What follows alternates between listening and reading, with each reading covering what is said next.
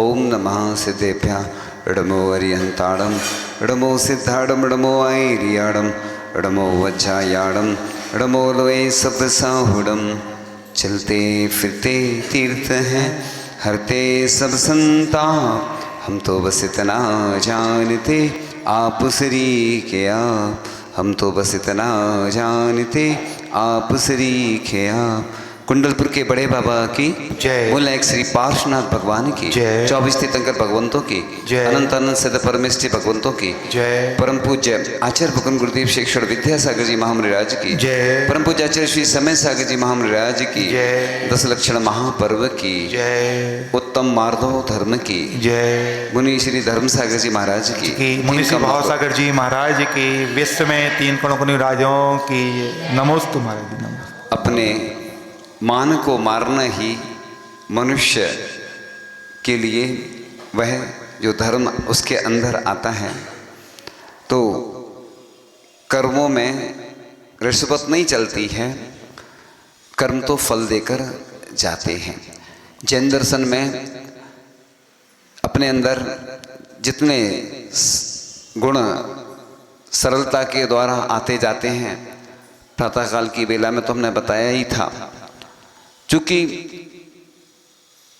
तत्वार सूत्र का वाचन सब जगह होता है, अर्थ सहित ही होता है, लेकिन कोई ऐसा नियम नहीं होता है कि सिर्फ लोग जैसे करते ना बर्थडे पे ही कुछ करेंगे, कोई मैरिज एनिवर्सरी होगी तो उसी दिन करेंगे।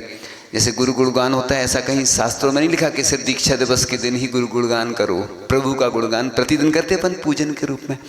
ऐसे ही तत्वार सूत्र का वाचन तो वर्ष भर कर सकते हैं, सुन सकते हैं।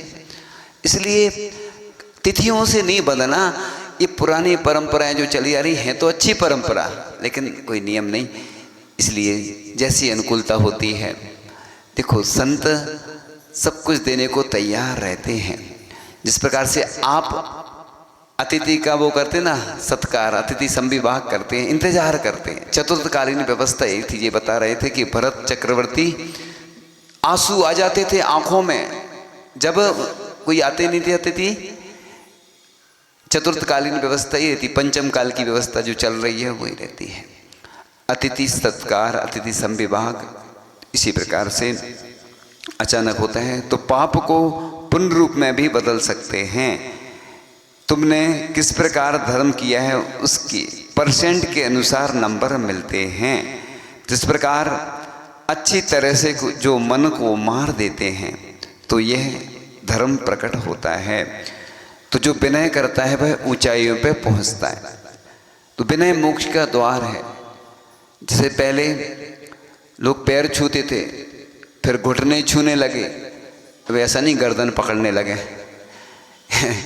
नहीं, विनय ऐसे ही कहलाती थी। अब आजकल की वो जैसे चोर है ना, हाईटेक हो गए। पहले चोरी कैसे होती थी, अंजन चोर वाले रहते थे ना। अब तो आजकल तुम्हारे अकाउंट में कब चला जाए पैसा पता नहीं। पहले लोग चाबी रखते थे, अब तो मोबाइल में ही कुछ करना पड़ेगा लोग हैं तो इसलिए मॉडर्न जमाने के हिसाब से चोर भी हाईटेक हो रहे हैं, तो अपन को भी आप भी हाईटेक होते चले जा रहे हैं। तो इसलिए अपन को विनय करना चाहिए, जिन वाणी की विनय करना चाहिए। देव सास गुरु पंच परमिष्टि नव देवताओं की। ये क्या होता है ना, स्कूल में पहले जो सिखाया जाता था, आचार्य जी कहते थे हम जब स्कूल जाते थे तो सिर पे रखते थे बस्ता, फिर हृदय से लगाने लगे, अब पीठ पे रखने लगे। अब आज जो बच्चे पढ़ते हैं ना तो वो विनय नहीं करते। देखो कहीं भी लेट रहे बैठ रहे। अब जैसे ऑनलाइन सुनो, ऑनलाइन स्वाध्याय चल रहा है, लोग सुन रहे होंगे तो नमोस्तु थोड़ी करते, वैसे जैसी एक भावना रहती ना, एक शास्त्र की विनय रहती ना। लेकिन ठीक है, नहीं से तो अच्छा हम कह रहे हैं, जो अच्छा कर रहे हैं मैं उसकी प्रशंसा करता हूँ। जो कमी है वो सबकी कमी है, लेकिन अगर अपन उस कमी को दूर करेंगे तो इसलिए तो उच्चारण जो करते हैं ना तत्वार सूत्र का, तो प्रयास करना पड़ता। हम लोगों को भी आचार्य जी ने बोला था कि रोज प्रतिदिन पढ़ा करो, लेकिन नहीं पढ़ पाते। मैंने भी कंठस्थ कर लिया था, लेकिन धीरे धीरे नहीं पढ़ा तो फिर विस्मृत हो जाता है। तो बोलते ना, पान सड़ा क्यों, घोड़ा अड़ा क्यों, विद्या बिसरी क्यों, बाटी जली क्यों, क्योंकि पलटी नहीं। तो इसको क्या करना पड़ता है? कंठस्थ, क्या बोलते, कंठस्थ विद्या अंतस्थ धनम। तो जिसको तत्वार सूत्र, पहले राजा महाराजा लोग गिफ्ट देते थे, मोहर वगैरह सोने की, और अभी भी कोई अगर अच्छा याद करके सुनाता है तो कुछ ना कुछ देना पड़ता है। घर में छोटे थे ना तो कुछ ना कुछ मिलता था, तुम इतने नंबर लाओगे। ये लालच नहीं है, ये प्रोत्साहन है। इससे क्या होता है, व्यक्ति लालच, हमें भी एक मुनिराज कहते तुम्हें सुना नहीं है, बिल्कुल पीछे पड़ जाते थे, तब जाके जिद करो दुनिया बदलो। जब तक कोई टारगेट नहीं होगा अपन काम नहीं करते। इसलिए परीक्षा स्कूल में जो व्यवस्था रहती पुरस्कार की, समाज में रहती है, कि ऐसा लिखा था कि एक विद्वान ने ये तक कहा था कि आचार्य श्री ज्ञान सागर जी महाराज अगर होते तो मैं उनके चरण को मुख से स्पर्श कर लेता। मतलब उन्होंने जो साहित्य लिखा है ना, उसको देख करके एक विद्वान ने कहा था, कितनी बड़ी बात है कि कालिदास और माघ की टक्कर के ऐसे कवि हुए। तो ये ऐसी प्रतियोगिताएं आयोजित होना चाहिए, लोभ छोड़ने की प्रतियोगिताएं होना चाहिए आयोजित के, कौन परिग्रह कितना छोड़ रहा है। अपने यहाँ क्या है, वही ढर्रे में चल रही पुरानी प्रतियोगिताएं, कुछ नई भी तो करो। अब जैसे जिनवाणी पूरे देश में होती ना, जिनवाणी सजाओ प्रतियोगिता, हमने उसको चेंज कर दिया। हमने कहा जी सजा देते हो तुम लोग, सजा देते जिनवाणी को, मतलब नई जिनवाणी ले जाके, अरे जीर्ण शीर्ण जिनवाणी ले जाओ और अच्छी घर से व्यवस्थित करके लाओ। ये जिनवाणी की वैयावृत्ति है। जैसे मुनिराजों को रोग है, बीमारी है, अंतराय है, उपवास आदि कर रहे हैं तो क्या करते हैं, उनकी वैयावृत्ति करते हैं। ऐसे ही कोई शास्त्र जीर्ण शीर्ण है तो लोग क्या करते हैं, वो नए ले जाते हैं। पूरे देश के लोग मेरी बात सुन रहे हैं, एक बात सुन लो कि देखो आप नई जिनवाणी को सजाओगे उससे कोई फायदा नहीं मिलना है। हाँ, कवर चढ़ा सकते हैं, वो ठीक है। पहले जो ग्रंथ आते थे कैसे आते थे, ग्रंथ कैसे आते थे, पन्ने वाले आते थे, क्योंकि हस्तलिखित होते थे पहले, वो व्यवस्था नहीं थी। अब आचार्य की भी कोई जरूरत नहीं, लेकिन फिर भी रखते हैं तो कोई दिक्कत नहीं, लेकिन ग्रंथालय में ऐसे रखते। तो ये जिनवाणी की वैयावृत्ति वो विनय कहलाती है। ये मतलब जो अर्घ चढ़ाते हैं ना अपन, समर्पित करते, वो भी वैयावृत्ति है। इसलिए आचार्य जी ने एक व्यक्ति के लिए बोला था, तुम मंदिर बनवा रहे हो, तुम पूजन नहीं भी करते तो तुम्हारी पूजन हो रही है। क्यों हो रही बताओ पूजन? क्योंकि जब मंदिर बन जाएगा कितने सारे लोग, सम्यक दर्शन की प्राप्ति कितने लोगों को होगी, उतने लोग पूजन करेंगे। इसलिए खजुराहो की प्रशस्ति में लिखा है कि मैं उसका दासानुदास रहूंगा जो इस मंदिर की पूजन आदि की व्यवस्था करेगा। क्यों लिखा खजुराहो की प्रशस्ति में? पहले लोग इतना दान नहीं देते थे, पहले ध्रुव फंड चलता था, अभी भी कई नगरों में चलता है, फिर शांति धारा होने लगी, अभी भी कुछ राशि देते हैं लोग। तो ये जिनवाणी की जो वैयावृत्ति है, विनय, गुरु की विनय क्या कहलाती है कि अगर जैसे परम पूज्य आचार्य श्री विद्यासागर जी महाराज आज हमारे बीच में नहीं हैं, लेकिन जब उनके हम चरण के दर्शन करते तो वही अनुभूति करते कि ये हमारे गुरु ही हैं। जैसे कि माटी की प्रतिमा में, मिट्टी की प्रतिमा में किसने किए थे? द्रोणाचार्य की प्रतिमा बना करके एकलव्य। हाँ, तो ये जैन दर्शन यही कहता है भगवान आज हमारे बीच में नहीं है। यहाँ कहाँ पे हैं? सिद्ध अवस्था में हैं, लेकिन हम आज अनंत अवस्था में मानते। तो आस्था का केंद्र होते हैं हमारे भगवान, उनसे हमारी आस्था जुड़ी होती है। इसलिए कहते हैं कि शास्त्र तो बोलते नहीं हैं, प्रभु मौन रहते, बोलते नहीं हैं। गुरु साक्षात उनके दर्शन भी होते हैं और वो बोलते भी हैं। इसलिए गुरु के प्रति तो विनय रखते ही थे, लेकिन आज गुरु नहीं भी हैं तो उनके चरणों में दर्शन करके विनय करते हैं। ऐसे गुरुकुल में भी, चंद्र प्रभु जिनालय में भी आचार्य जी के चरण जब स्थापित होंगे, वो दिन अपनी आंखों से देख करके हमारी आंखें पवित्र हो जाएंगी, हमारा हृदय गदगद हो जाएगा जब उन चरणों के दर्शन करेंगे, उनको विराजमान करके। तो ये आस्था कहलाती है। देखो आप, आस्था के वसुभूत अन्य धर्म वाले भी क्या क्या करते हैं वो सबको मालूम है, ज्ञात है। इसलिए अपन को देव, शास्त्र और गुरु उनका बराबर स्थान होता है, और उनकी विनय करने से अपनी बुद्धि अच्छी होती है। आचार्य ऋषि ने भी एक बार कहा था कि आचार्य परमेष्टि को भी बस में कर लेता है शिष्य, किसके द्वारा? विनय के द्वारा। सोचिए आप, आचार्य ऋषि के शब्द थे ये। इसीलिए तो उन्होंने पूज्य ज्ञान सागर जी महाराज की विनय की तो उनको सब कुछ प्राप्त होता चला गया। और हमने भी देखा है कि आचार्य भगवान जो सरल हृदय होते थे ना, उनको क्षमा भी कर देते थे।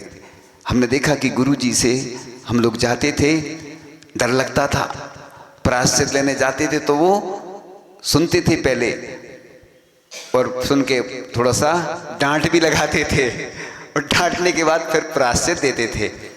तो हम लोग समझते थे कि ये तो डांटेंगे, क्योंकि वो कभी भी ऐसे कोई भी कार्यों का समर्थन नहीं करते थे, लेकिन अब करना मजबूरी है। एक बार मुनि श्री प्रमाण सागर जी महाराज 6 बार गए प्रायश्चित लेने के लिए, तो आचार्य ऋषि ने प्रायश्चित नहीं दिया। अब महाराज जी को विकल्प होने लगा, तो महाराज जी ने आचार्य ऋषि से पूछ ही लिया कि आचार्य ऋषि, हम आपके पास 5-6 बार आए और आपने प्रायश्चित नहीं दिया। तो आचार्य ऋषि बोलते कि मैं तुम्हारी परीक्षा ले रहा था कि तुम्हारे अंदर कितनी प्रायश्चित के प्रति कितनी वो है, मतलब तुम्हारा समर्पण कितना है और तुम्हारी कितनी भावना है।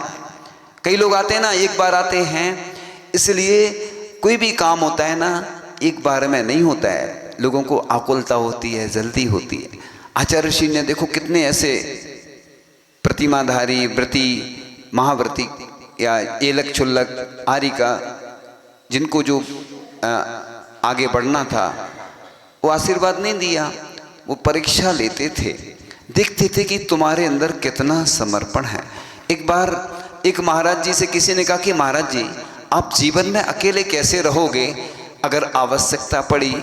तो महाराज जी ने जो जवाब दिया बड़े गौर से सुनने लायक है। उन्होंने कहा, एक समर्पित शिष्य रहे मेरे साथ और पुस्तकें रहें बस, मुझे किसी की फिर आवश्यकता नहीं है, क्योंकि ग्रंथ में पढ़ता रहूँगा और एक समर्पित शिष्य की आवश्यकता रहती है। इसलिए विनय गुण बहुत अच्छा गुण होता है। और मैंने एक जगह पढ़ा है, जिन सरस्वती में लिखा था, किसी ग्रंथ का नीति वाक्य है कि मुनिराज कितने भी किसी से नाराज हों, आप उनके पास जाना, क्षमा याचना करना, नमोस्तु करना, और वो खुश हो जाएंगे, प्रसन्न हो जाएंगे। मैंने पढ़ा था। और मैंने पहले जब नया नया था तो बहुत सारे मुनिराज जो कड़क वाले थे ना, डर लगता था, लेकिन मैंने देखा उनकी सेवा वैयावृत्ति करो तो सरल बिल्कुल हो जाते। पहले मैं जानता नहीं था, जाता नहीं था, दूर रहता था, फिर धीरे धीरे जैसे उम्र बढ़ती जाती ना, तो बस वो सब मिलता जाता। अब मैं एक बार और सुनाया था उदाहरण, आज फिर सुना रहा हूँ विनय का गुण, कि मैं कुंडलपुर में बाहर बैठा हुआ था। अब ये जो हमारे संस्मरण हैं स्वर्णिम संस्मरण बन चुके हैं, ये तो मैं स्वर्ण पत्र पर लिखवाऊंगा, क्योंकि अब आगे ये संस्मरण मिलने वाले नहीं हैं, क्योंकि जो घटित हो गया वो द्वारा घटित नहीं होना है। और बहुत अच्छा संस्मरण है कि मैं हॉल में बैठा था, आचार्य ऋषि के अंदर वैयावृत्ति चल रही थी और बड़े बाबा के यहाँ सब मुनिराज चले गए, क्योंकि मैं कुंडलपुर में मैंने जो देखा है कि जब मैं पहुँचा तो तब उतने मुनिराज नहीं थे, तो आचार्य ऋषि के साथ बैठने का अवसर मिल जाता था, अग्रिम पंक्ति में वैयावृत्ति करने का अवसर मिल जाता था। लेकिन ज्यों ज्यों संख्या बढ़ती गई तो अपना नंबर पीछे होता चला गया, तो बस फिर तो देखने का अवसर मिलता था। जैसे आहार एक देना होता है और एक देखना होता है। अब बैठे रहते थे, आचार्य ऋषि मना करते थे कि नहीं, 2 लोग करना बस, एक पैर में एक महाराज जी, एक पैर में दूसरे महाराज जी, बस। अब आचार्य ऋषि बातें करते थे तो हम लोग धीरे से कर लेते थे, उनका ध्यान भी नहीं जाता था, बीच में कर लेते थे और बदलते रहते थे। तो वो सबसे तो करवाते नहीं थे वैयावृत्ति, तो हम लोग तरसते थे। तब लगता था कि देखो हमारे गुरु कितने बड़े हैं, कितने महान हैं। और उस लाइन में जितने हमारे संघ के दीक्षित महाराज आचार्य जी के द्वारा दीक्षित थे, सब बड़े बड़े और छोटे उतर बराबर, सब एक से, क्योंकि गुरु के लिए तो सब शिष्य हैं और शिष्य के लिए वो गुरु हैं, तो सब एक साथ बैठे रहते थे। बड़े छोटे का कुछ नहीं रहता था उधर की, जिसका नंबर जब आ गया तो ऐसे वैयावृत्ति नहीं मिलती थी। तब लगता था कि देखो पास में बैठने के बावजूद भी हम कितने दूर हैं गुरु से। अब हम बाहर बैठे थे और अंदर से एक ब्रह्मचारी जी आए, बोले अंदर आ जाओ वैयावृत्ति करने के लिए आचार्य जी की। कि हमने सोचा ये सपना तो नहीं है कहीं, क्योंकि मैं माला फेर रहा था बाहर, अंदर से पुकार आई। आचार्य ऋषि थे और पूज्य समय सागर जी महाराज, निर्यापक मुनि श्री समय सागर जी महाराज, वो वैयावर्ती कर रहे थे। क्योंकि वो ज़्यादा वैयावर्ती नहीं करते थे आचार्य ऋषि की, दूर रहते थे, उनको एकदम संकोच लगता था, डर लगता था, ज़्यादा नहीं करते थे वो। लेकिन उस दिन और एक ब्रह्मचारी जी थे और आचार्य ऋषि और वो महाराज जी, और हम गए, एक पैर की वो कर रहे थे और एक पैर की हमें मौका मिल गया। हम कुछ बोलने लगे तो आचार्य ऋषि ने पैर हिलाया, वैयावर्ती करो, बोलो नहीं, ठीक है। हमने कहा देखो सौभाग्य ये कहलाता कि महासौभाग्य की वैयावर्ती करने का अवसर अपने आप, वैसे तो भीड़ रहती थी और उस समय कोई नहीं था तो मिल गया। कुछ बात कह के बस पूर्ण करेंगे। तो इस प्रकार से आचार्य ऋषि रामटेक में थे और हम लोगों को जाना था मुनि श्री विमल सागर जी महाराज के पास देवरी में, और चार महाराज जी को बिहार होना था, चार महाराज जी का, मुनि प्रबोध सागर जी आदि का दो दक्षिण साइड और हम लोगों को इसी साइड बिहार होना था। तो आचार्य ऋषि का अंतराय था उस दिन, तो हम लोग दुखी हो रहे थे कि आपको छोड़ के कैसे जाएं। तो आचार्य ऋषि का अंतराय था, तो पहले तो आचार्य ऋषि ने सब बातें बता दी, ऐसा ऐसा सोचा है। हम लोग चले गए, फिर एक मुनिराज आए, आचार्य ऋषि बुला रहे हैं आप लोगों को वैयावर्ती करने के लिए। मैंने कहा देखो आचार्य ऋषि बुला रहे, ऐसा लगा कि आचार्य ऋषि तो किसी को बुलाते ही नहीं है। और आ गए, आचार्य ऋषि ने बिठा लिया सबको और चर्चाएं शुरू हो गई, वैयावर्ती शुरू हो गई। इतने में एक मुनिराज आते हैं पत्र लेकर और आचार्य ऋषि को बताते हैं हमने ऐसा ऐसा लिख दिया, ये महाराज आ रहे हैं। तो आचार्य ऋषि बोलते हैं ये और लिख दो, अगवानी अच्छे से करना। तो मतलब देखो शिष्यों को कैसे संभालते थे गुरु। ये संस्मरण तो कई बार हमने सुनाए हैं, लेकिन बात विनय की चल रही है कि देखो शिष्य अगर गुरु की विनय करता है, उनकी आज्ञा में चलता है, तो गुरु को कितनी चिंता रहती कि वैयावर्ती के लिए वो स्वयं बुलवा लेते। और कई बार ऐसे संस्मरण हमारे साथ घटित हुए कि हमें पास में रहती हुई वैयावर्ती करने के मौके नहीं मिले। इसलिए कुछ बात कहकर बस पूर्ण कर लेंगे कि लोगों के कहने पर धर्म के कार्य नहीं छोड़ देना। तो मंदिर तीन लोक के नाथ का होता है, इनकी पूजा भक्ति करना हमारा कर्तव्य है। घमंड के कारण बहुत से लोग बिखर जाते हैं। तो इस प्रकार से अतिथि सत्कार बहुत लाभदायी है। तुम्हें जो भी संपदा मिल रही है वह धर्म का ही फल है। तो जाति आदि का मत नहीं करें, क्योंकि लघुता से प्रभुता मिलती है। अहंकार झुकने नहीं देता है, मद करने से क्या होता है, घाटा होता है। इसलिए भगवान के सेवक बनकर के अपना सौभाग्य समझना चाहिए। इसलिए मंदिर में, पाठशाला में, गौशाला में अगर अपन को कुछ सेवा का अवसर मिल रहा तो सौभाग्य समझो। इसलिए मैं सुबह सुना रहा था, समय हो जाता, अभी भी समय हो रहा है, कि जब भी मैं कोई अच्छा कार्य करता हूँ, तत्वार सूत्र का वाचन चल रहा था, तो मैं ऐसा समझता हूँ मैं महापुण्यशाली हूँ, महासौभाग्यशाली हूँ। इसलिए मैं महापुण्यार्जक हूँ। लोग तो पुण्यार्जक बनते हैं, जब कोई कुछ काम नहीं करता तो मैं सोचता हूँ कि मुझे बहुत बड़ा अभिषेक देखने का अवसर मिल रहा है, इस जिनवाणी को सुनने का मुझे अवसर मिल रहा है। इसलिए जो भी कार्य करते हैं वो स्वयं उनको आशीर्वाद के रूप में होता है। इसलिए आगे पढ़ेंगे कभी, आज नहीं। आचार्य ऋषि के द्वारा 12 भावना पहली बार हमें ये प्राप्त हुई, कहाँ से मिली हमने तो अभी तक नहीं पढ़ी, लेकिन सुनाएंगे आज, चूंकि समय हो गया है। इसलिए तत्वार सूत्र का उच्चारण पूरे भारत भर में चल रहा है। जो भी उच्चारण करना चाहते हैं तो वो धीरे धीरे मंद गति से स्वाध्याय मतलब रोज प्रतिदिन पढ़ें और अच्छे से उच्चारण करें, शुद्ध उच्चारण करें, जिससे कि वो परंपरा बनी रहे और सब अच्छे से करेंगे, निश्चित रूप से उनको सफलता मिलेगी। इन्हीं भावनाओं के साथ परम पूज्य आचार्य भगवान गुरुदेव श्री ईश्वर विद्यासागर जी महामंडल की परम पूज्य आचार्य श्री समय